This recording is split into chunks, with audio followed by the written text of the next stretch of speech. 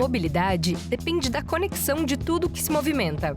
Carros, ônibus, bicicletas e transporte público só atingem o seu auge de eficiência quando são usados em conjunto. É a tal da intermodalidade.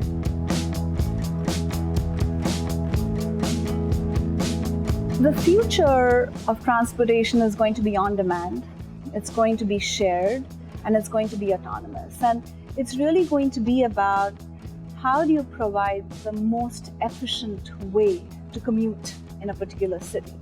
And I think to be able to do that, cities need to build a transportation fabric across different modes of transportation.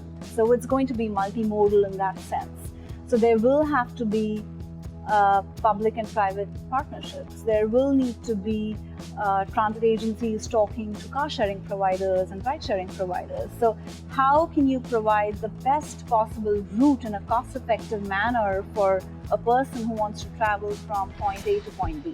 O único caminho possível para uma sociedade que deseja desenvolver melhores soluções de deslocamento é aproveitar o que há de bom em cada modal e, acima de tudo, fazer com que as alternativas de deslocamento se conectem.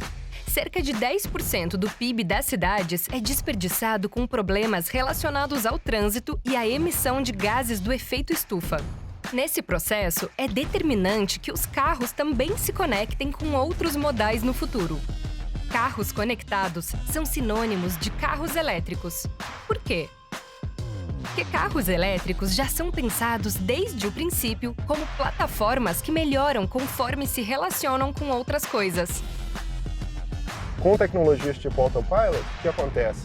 O carro está usando radar para seguir a distância do carro da frente. Então, não tem como você engavetar no carro da frente. É até mais legal, porque nessa geração do autopilot, o radar ele quica por baixo do carro da frente e pega o carro da frente do carro da frente, né? Então antes mesmo do carro parar, o carro vai receber o feedback e vai reduzir a velocidade. A boa notícia é que os carros elétricos estão aí desde o início do século XX.